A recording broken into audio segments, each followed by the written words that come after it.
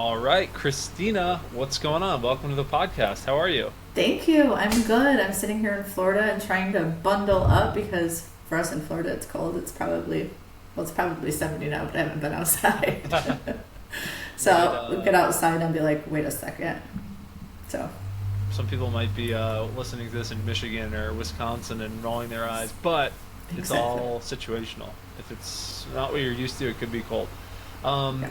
So we were talking a bunch before this, and I'd seen your stuff online, and even just talking before it recorded. You have a lot of cool stuff going on, and just super well connected in the industry also, which is why I wanted to chat with you. So for those who don't know, you mind just kicking off with what your business is, what the parts of your business are, and then what your role in the business is. Yeah, so we actually have like a couple components of our business. So I've been in real estate, probably 9 years, just selling traditional real estate. About 4 years ago, well, actually, let me kind of backtrack. I got my real estate license so that basically we could buy our own properties. So when we first started in real estate, I got my real estate license so we could like beat everybody to get to the deal. We're like, okay, like we're going to get there first and we're going to write these offers. And we did, and we started out in long-term rentals.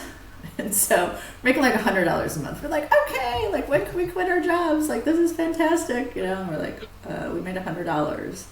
And then like if something happened, if the renters did something to the house, we definitely were like in the negative. So we bought a duplex. Our thing has always been like we live in it and fix it up. So that's kind of how we started. So we bought this duplex. I fought my husband John the whole way. I was like, why do we have to move in this? We just moved out of this really nice single family house with a pool. Now I'm moving into this duplex. It's kind of in the city, and literally it was like one of those areas where it's like across the tracks. You're like kind of like, I don't know, should we do this? But it was still a long-term rental, and the other side of the duplex paid our whole mortgage. So we're like, okay, like we have that. Like now we're living for free. So we did that, and after about 3 years, I was like, okay, like what's our next move? So we bought a single family house back to a pool, except for it was zoned single family, but it had a mother-in-law suite in it. So it had like a 600 square foot mother-in-law suite that you couldn't enter from one side to the other. It had a shared pool. So I talked to John and was like, well, why don't we do Airbnb? Like we'll just figure it out. It's 600 square feet. People won't be there 100% of the time. We can enjoy the pool. It will be perfect. So we did that. He agreed, and it paid our whole mortgage. Plus, we were getting like I don't know, 1,000 to maybe 1,000 to 2,000, depending on seasonality, on top of paying our mortgage. So now we're like up 1,000 to 2,000. So we're like, okay, like we need to sell the duplex. We need to sell the single family house that we had, and we bought another duplex that we moved into. We kept the single family with the mother-in-law suite. We rented that as Airbnb completely together. Bought another duplex. Built it out completely, 2 pools on each side. We converted them from 2 bedrooms, 2 baths to 3 bedrooms, 2 baths. Also lived there at the time. Or, we would move into one side and then fix up the other. So that was kind of our thing. That was how we started. That was 8 years ago. So we've always kind of had this Airbnb business, short-term rental business for 8 years or so, 9 years, I guess. And along the way, met people. We both always had a 9 to 5. John was an engineer, electrical engineer. I've always worked in like sales and marketing. After a while, I was like, we just need to figure this out and figure out a plan and come up with goals and do it correctly and build out our portfolio and quit our 9 to 5s. So John kind of went first because he's more like on the operational side of things. So in 2020, right before COVID, John quit his job.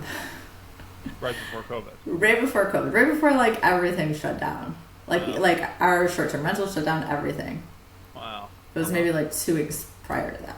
Mm-hmm. But after Florida being shut down for about a month, Florida was right back up and running and basically built back better because everyone was coming here. So you had all of the states that were locked down. They're like, we're going to Florida. Mm-hmm. And so that really kind of transformed our business into like, okay, like let's just keep building what we've been building.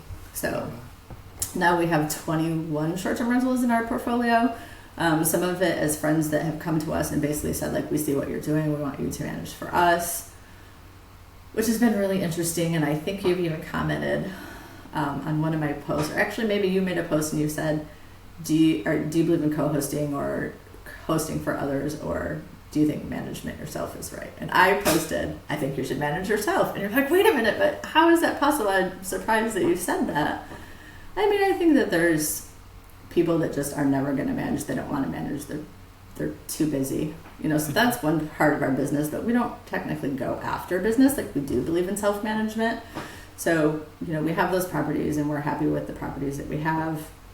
Amazing friends that we have that own properties. So we own 5 here. So that's part of it, is that business. And then real estate is probably 85% of our business. So we're located in Bradenton, Florida. A lot of people will say, well, where's Bradenton? We're about an hour south of Tampa. So on the Gulf side of Florida. So that's kind of where we're at in main part of our business. We recently, in the last couple of years, just started building out really cool backyards. So pickleball, mini putts, basketball, pretty much everything. Kind of similar to like STR Cribs, if you follow them, or John Bianchi. It's very similar. They're up pretty close to us, so they're probably about an hour away from here in like the Largo Seminole market. So we're basically doing what they do up there, here in our market. Gotcha. So I guess I'd love to just recap it, because I feel like you're doing a lot. I want to make sure. So maybe if you could just give like context or numbers to any of the stuff, like how many rentals do you own, how many co-host properties, if you have any, design, number, volume, and then if you still do like agency stuff, if you help people buy and sell. And then I've definitely more questions after that, but just kind of like painting the picture would be great. Yeah. So our main source of business and what we really like to do is sell real estate in our area. So that's primarily like what we're doing. In addition to that, we have 21 in our portfolio. 5 of them are ours, and the rest of them are basically our friends that we host for. Gotcha. Yep. Awesome. And then doing the design stuff, is that a different entity designing for people, or is that just for co-host clients? So it's really just been for us and co-host clients, although like clients that we sell to.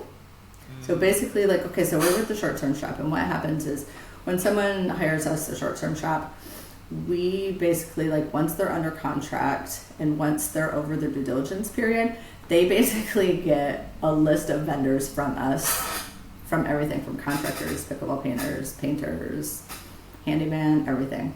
And that's pretty spot on with no matter what market you buy in with the short-term shop. So once you're out of your inspection period, you get all of that. So we're not necessarily building that for them. Like in our portfolio of the 21s, like we've helped them and we've done that.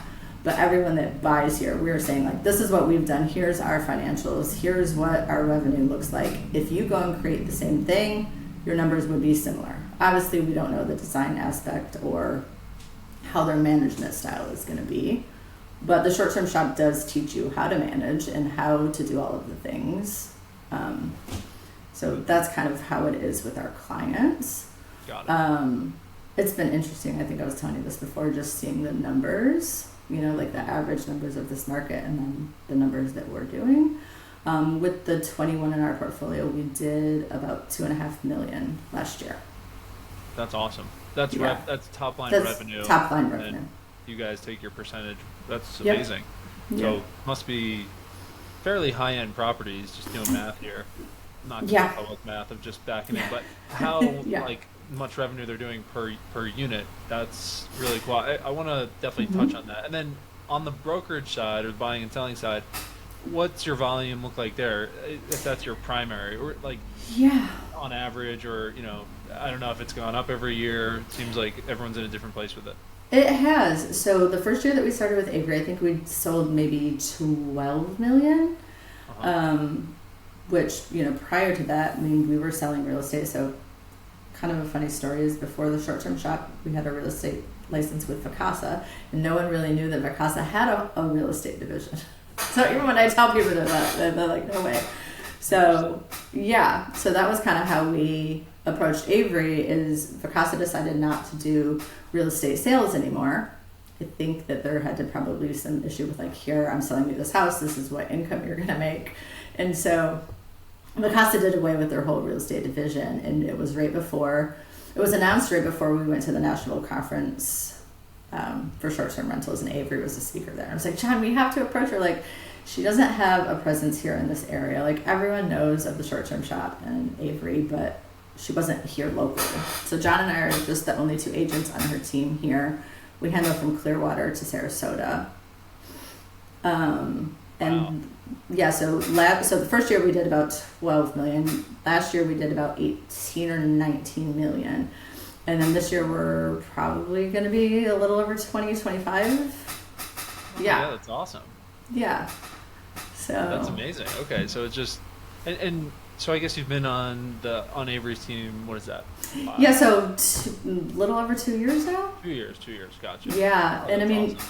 If you don't know much about the Bradenton market, I mean, we're on like STR Insights top 10, market. We were on AirDNA. I think last year we were like number 24 or 25 for AirDNA market. So we've definitely grown. The competition is definitely getting a lot harder. You're almost having to build, like I said, not necessarily having to build these backyards, but you're having to at least have like a game room and maybe a mini putt is kind of the new expectation here. Got it. All right, I definitely want to dig in with you on that. Yeah. So I guess, one other question. Yep. Just, I'm always curious how people, expand businesses or decide to like balance their time or balance, not expanding businesses. So right. The design thing, I feel like, is a really cool opportunity, and people have they struggle with it. And I think there's a lot of designers that do like, we do interiors or we'll do, paint, colors, and furniture, but to do the build outs, I feel like that is really specialized and really in demand. And more than ever now, properties need, or not need, but the ones that do the best, they really do stand out, and having something like that really helps. So do you think that's something you would ever add as its own business unit outside of just your brokerage clients or co-host clients, or you think as it is right now is the way that you want to stick with it? I think so. Like, I think it's something, John is an engineer by trade. He definitely has like that mindset of, he's just very particular. Like, he's really super good with numbers. He's really good at like manipulating and drawing things, and he loves doing that. So I feel like at some point it would just make sense for us to do that, especially 99% of the people that we sell houses to are pretty much buying here sight unseen. So most of them aren't coming here. The goal for most of them is cash flow.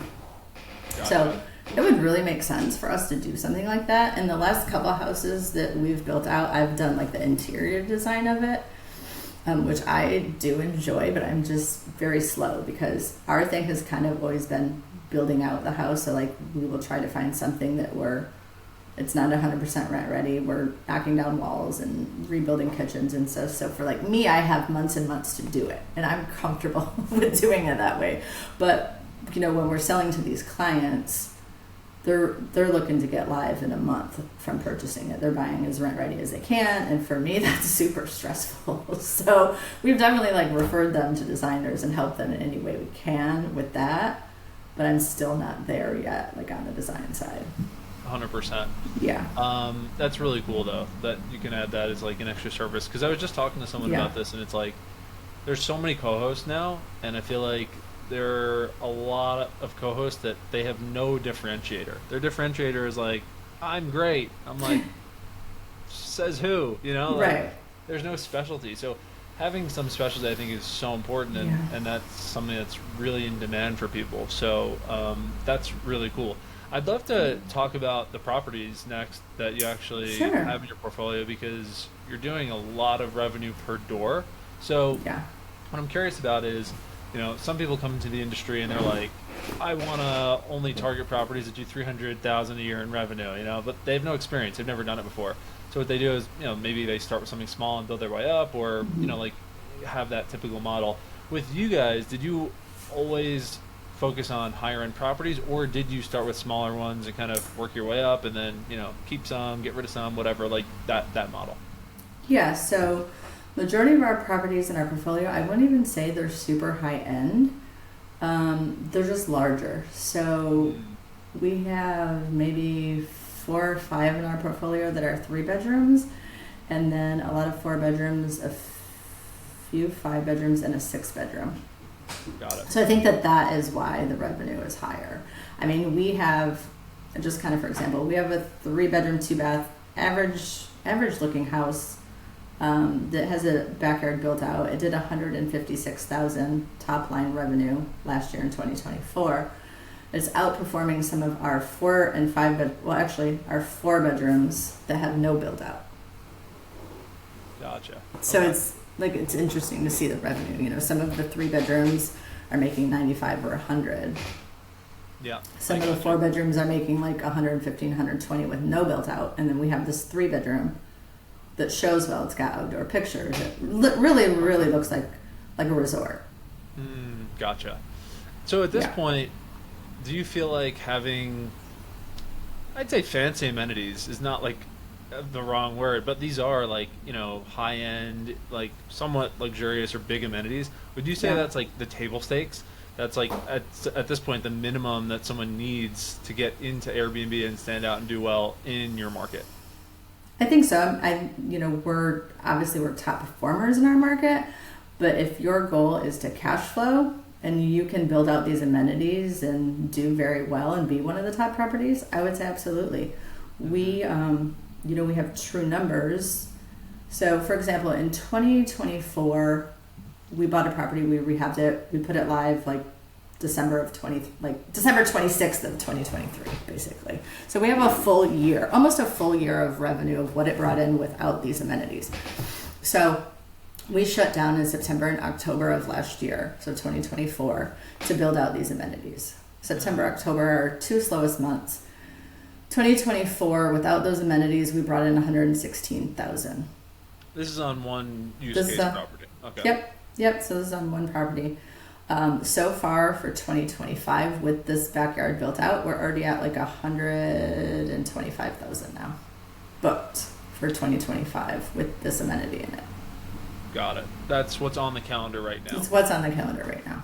And we're we're still yeah, exactly. We're not even. Just making sure you're talking about calendar year, not fiscal year from when exactly. So like basically, from majority of our bookings right now, we're seeing from January of 2025 to June of 2025. We already have 120,000 on the books for the first 6 months. Just so that people know, we're filming this at the end of February 2025. Okay. So this is basically 2 months into the year. You're saying that you basically already exceeded the revenue in 2 months with this amenity upgrade on one property. So, yes, except for within the first 6 months. So obviously people are booking in advance. So right. from January to June, we already have 120,000 on the books for 2025. Right, that's what I'm saying. This is that's just right. 2 months into the year, but people could obviously book more than this. And Correct. What was the cost of the improvement that you made in the property? So the whole build out was probably about 65,000. Oh my God. Unbelievable. So when you start looking at the numbers, you're like, for us, we'll never not do that again.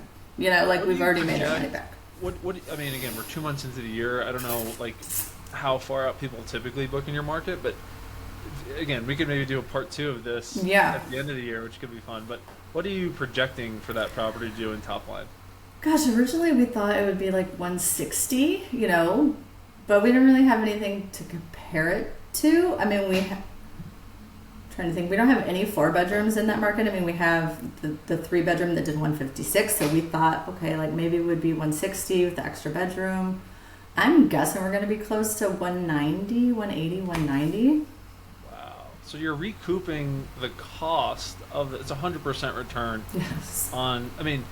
For people, I think we have a pretty business savvy audience, but if you're comparing buying something right now versus maybe upgrading something, I'm not to say don't buy, but there's very few investments that you can make that are 100% return your first year, and then after it's just infinite. It's just like, that's amazing. And now, what gave you the confidence to do that? And then again, now you're doing this more with other people. Was it just you needed to see it work once, and then you were doing top reviews, and you kind of got the feel of it, or how did you get the confidence? Because a lot of people, as you know, they can't get off the ledge with that.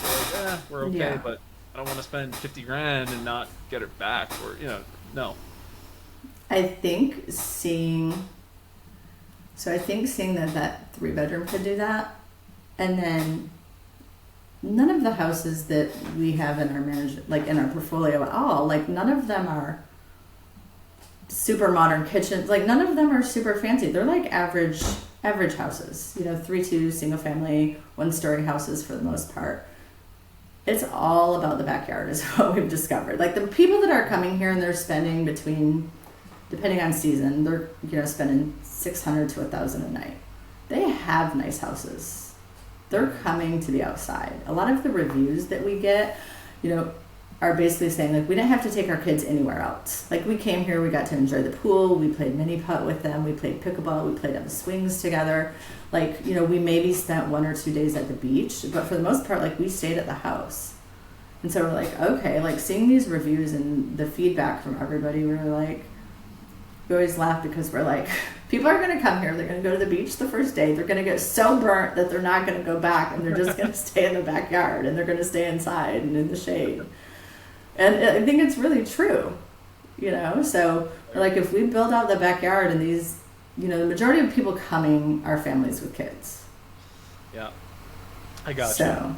So when you think about now doing a backyard, do you recommend kind of all or nothing? Like someone's like, we could do in one shot. If it's like, hey, we could do a mini golf, we could do pickleball, we could do, whatever else you put in there.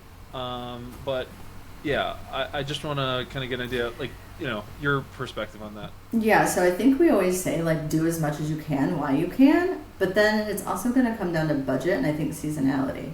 So, like, if you were to buy a house now and it's 100% ready, I say get it up and get it live and wait till September, October in our slow month and build it out in those 2 months. Like, block off that calendar for those 2 months and build it out then.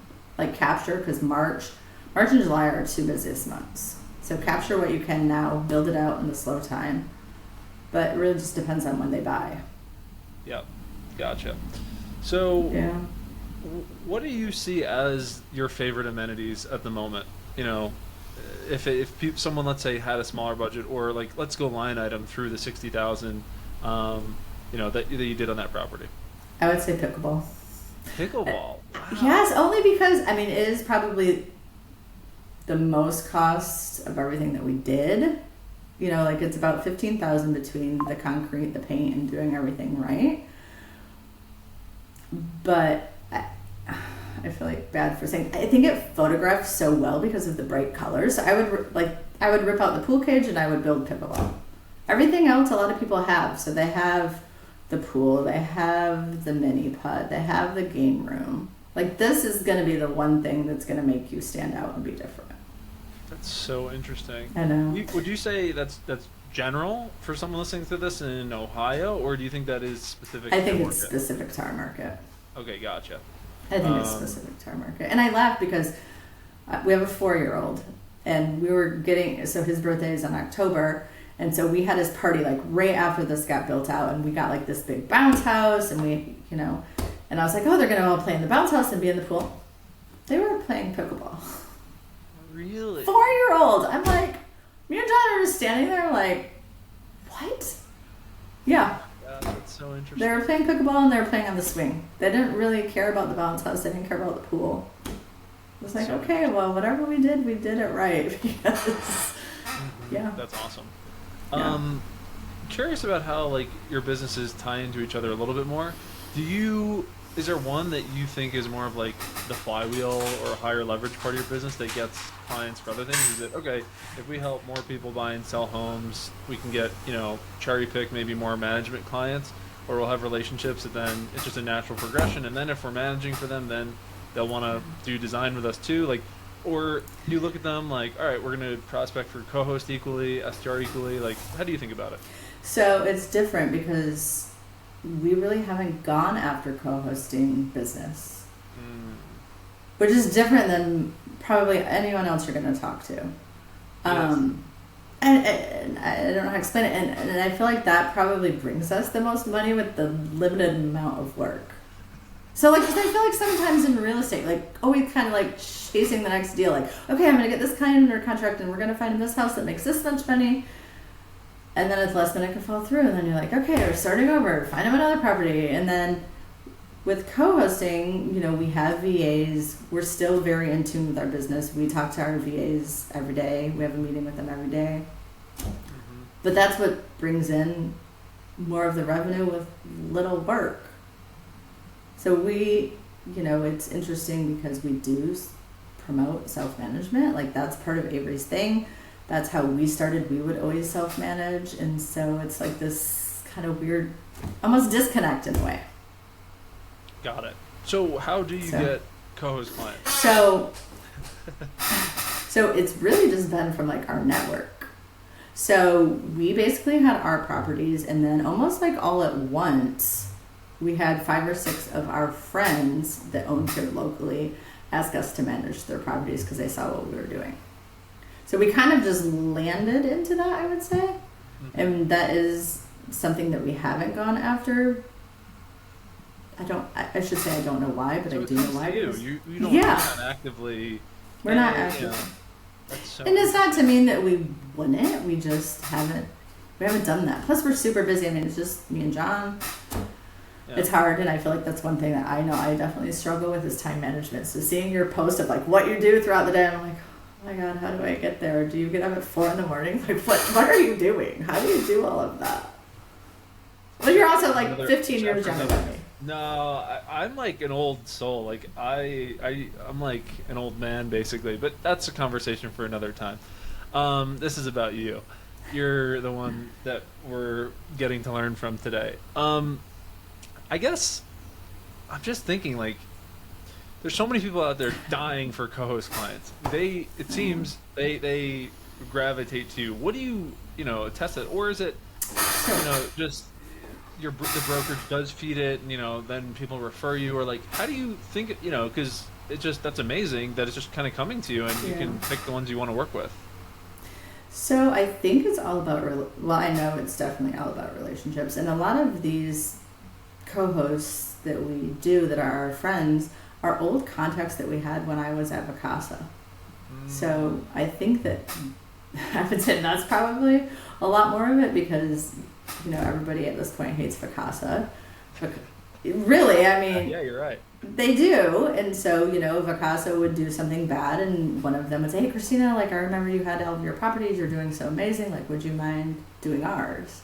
And so I think a lot of it stemmed from that. Got it. So, where do you see? You mentioned time management. Where do you see you spending your time more in 2025? Of those 3 buckets: the real estate, the co-hosting, and the design. So it's interesting because I think we are a husband-wife team. So I would say 95% of my time is real estate. 95% of John is really focusing on our properties and the business and the co-hosting and meeting with the VAs and bookkeepers and all of that. So it's a little bit kind of spread throughout that.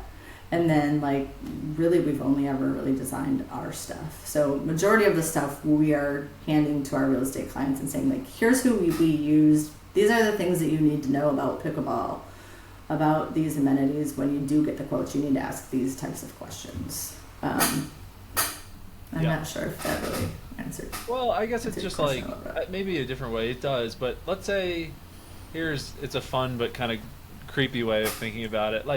Gun to your head, you could only work 5 hours a week. What do you feel like you would spend that time on? Oh my gosh. That's tough. Because my automatic thing goes to co-hosting, even though we've never gone after that business. I feel like that's the easiest way to grow. But at the same time, I love help. I would say my number one goal is to help people. As silly as that sounds, I would spend those 5 hours making contacts and networking with people and seeing how I could help. And whatever that grew into, I would be happy with. Totally.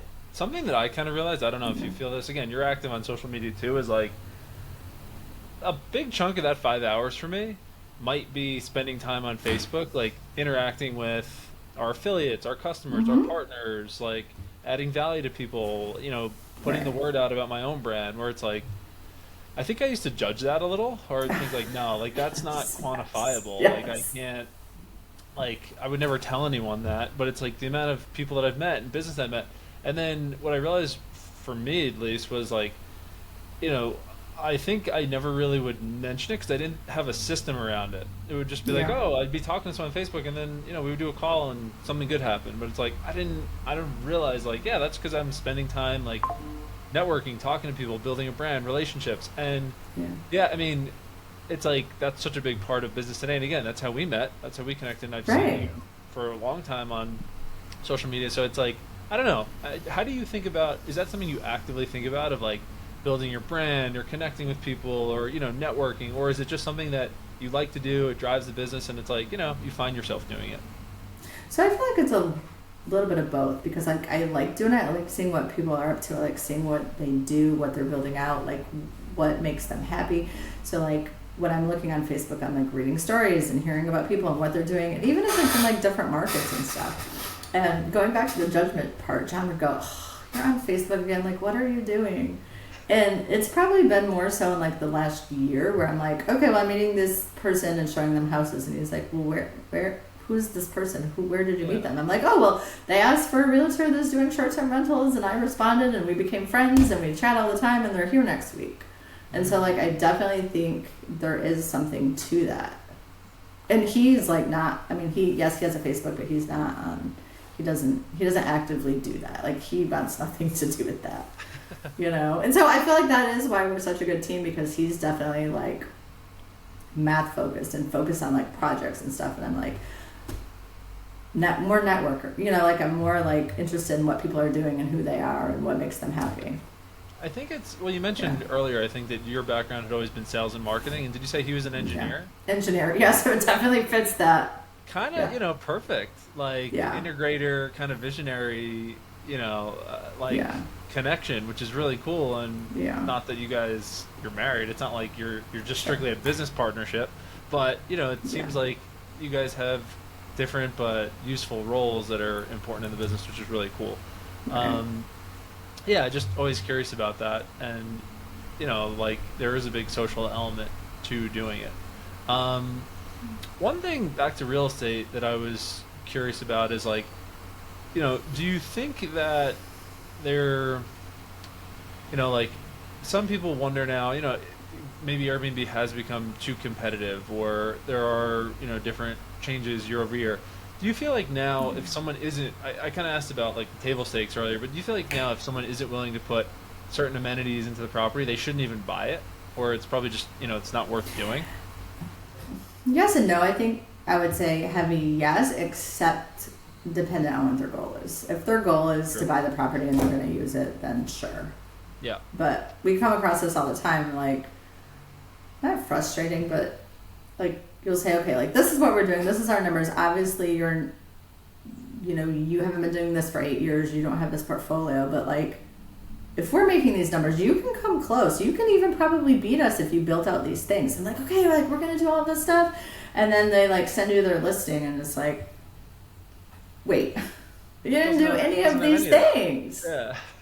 And so we're always like, where are we missing this mark of like, you can only guide them so much at the end of the day, because I'm gonna say like it bothers me, but I'm like, in a way, like, did you not listen to anything we said? I'll just at the end of the day, it's up to them. What they do. Yeah. No, for sure. I mean, you could only do so much, but it's like someone's coming to you for advice. You'd hope that they're going to listen to what you say if they actually want to succeed. I have a selfish question related to mini golf and putt-putt in the backyards. So I have 3 properties in the golf area. They both maybe could have backyards for it. Sure. I guess I went down the rabbit hole once, and one of the properties actually just has a really annoying dog next door that just barks all day. So the backyard is actually like unusable. It's terrible. Anyway, maybe the dog will move on to greater pastures one day. But anyway, I looked into it, but I couldn't find like, I'd seen posts from some of the design companies you'd mentioned about like mini golf in the backyard, and I searched around like my area for it, and I just kept finding people that would do like a putting green, but no one that like I could find that could confidently say like, can you build this? Like I want like 5 holes of like mini golf, like you That's get what it, we like did. Yep. whatever. So where do you recommend someone start with that? Do you guys do it yourselves? Like, I guess I'm coming for advice. Like, I was stuck with it, so we just went with simulators in the properties, and it worked out. But Yeah. I'd still love to do it, but I don't know. I kind of hit a wall with trying to get direction on where to get help with it. So I think that we looked a lot in those bigger markets that kind of have it. So going back to like STR Cribs or STR, like John Bianchi, like looking in the Scottsdale market, looking at their properties. John basically like built out exactly what he wanted just by looking at other properties that were done. So we kind of came across the same thing where they just had like one hole and it was like a putting green or something, or it was long and boring. Yeah. And when we built out specifically like our yard, we wanted something different. So like when you do look at it, it's more resort like. And so then that was how we built it out. So Got it. yeah.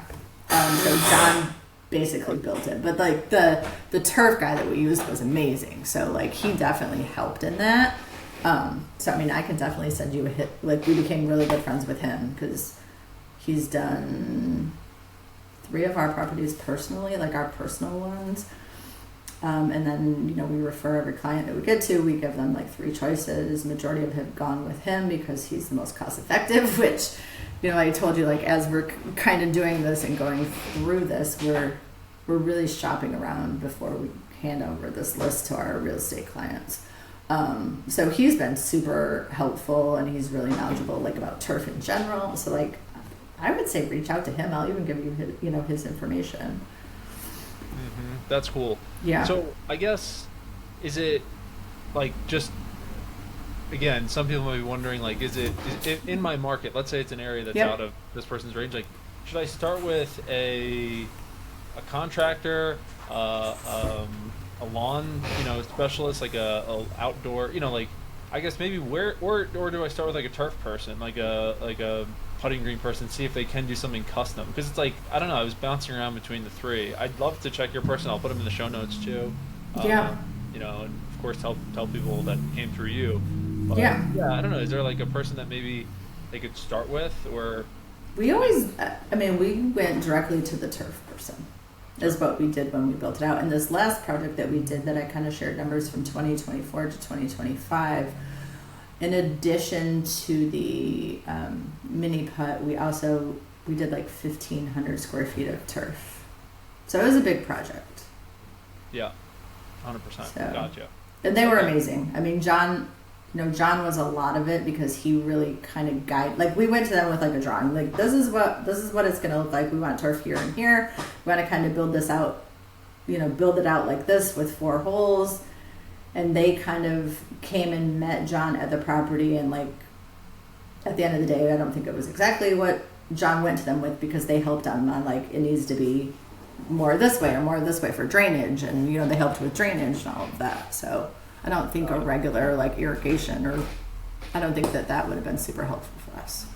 Gotcha. So start with the turf, and then maybe if they can be the starting point, get other people involved, lawn specialist or maintenance, that type of stuff, and kind of maybe piecemeal it, like maybe just right, and something and figure it out, and then you can improve it. Right, and I think that that's kind of what we did too, is because we did have our landscaper involved, because he did do some of the irrigation. Like the putting person would tell us like what to do, like you're going to need this for irrigation, you're going to need this. My husband John is obsessed with palm trees. So he wanted like specific palm trees in there, all sorts of stuff. And so, I think it's probably all the pieces just came together, but I would say to start with the turf person because they'll be able to guide you.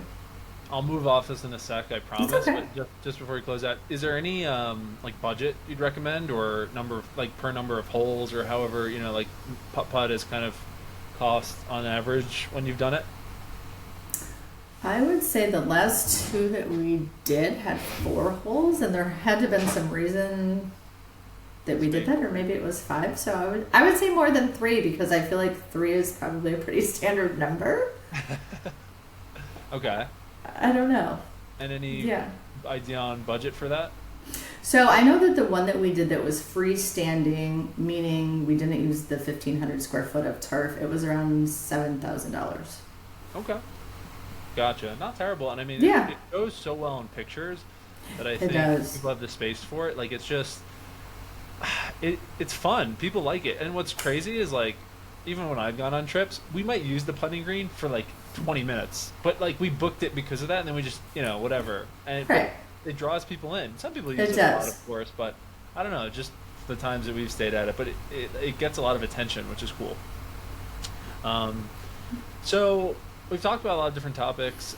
Just kind of winding down here. Is there anything that you've been thinking about more in 2025? Either something you've maybe learned or you've been tinkering with, or like an aha moment just to start the year, or someplace you've been like focusing a lot of time and energy on? I know it's kind of like a broad question, but if anything came to mind in that, feel free to just. Yeah, I mean, I think, before we kind of started recording, and I was telling you, like, usually John's the number guy, being the engineer background, but I've really started diving into our numbers, and I think I had the aha moment after us personally building out this house that I shared the numbers with, like seeing those numbers, and I was like, if we can just keep recreating that, because the 3 bedrooms bringing in 156, our 4 bedrooms probably going to be at 180. Some of our 5 bedrooms with pickleball are over 200. So there's some correlation to the size and the yards. Awesome. Yeah, Yeah, that's great. so like if we can just keep doing that and keep building house, and John and I kind of always laugh because we're like, the real estate sales kind of funds our houses that we're buying. If that makes sense. Yeah, totally. It's your. Yeah. Most people we talk to, it's like there needs to be some engine for funding the real estate. Either some people it's coaching, co-hosting, Right. a W-2, but just something that then, or selling real estate that then can fund the investments. And Okay.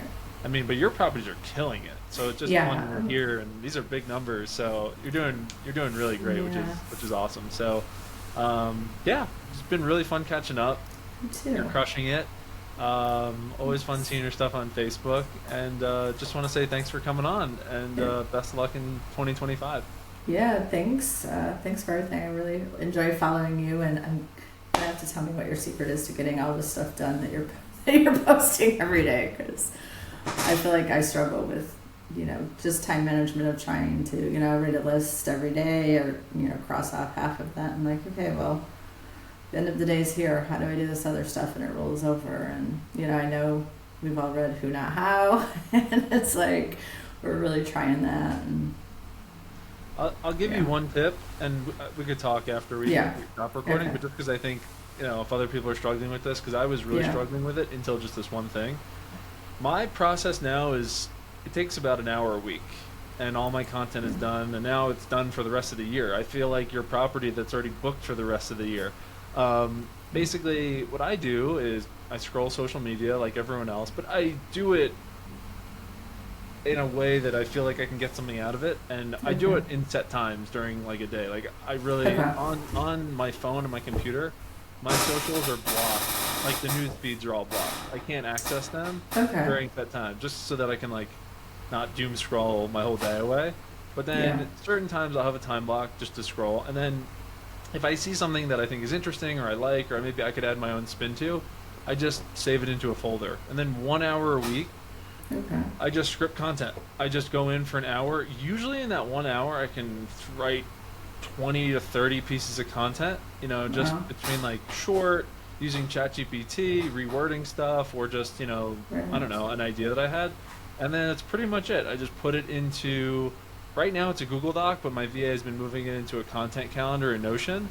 And then she just posted on Facebook every day at the same time. Now she just started posting it on LinkedIn and Twitter. But anyway, happy to talk more about it, but just I didn't want to leave the audience. Yeah. They're like, no, wait, we need this info. I wasn't gonna be like, oh yeah, we'll talk right after. Be like, what the hell, man? Share it. So anyway, but yeah, we could talk more about it. I could show you the systems too. But anyway, Christina, it was a pleasure. So good to meet and chat with you. Awesome to see what you're doing. You're crushing it, and would love to see if we could talk more, work together in the future. But Absolutely. thank you again. Thank you. All right. Thanks, Christina. All right.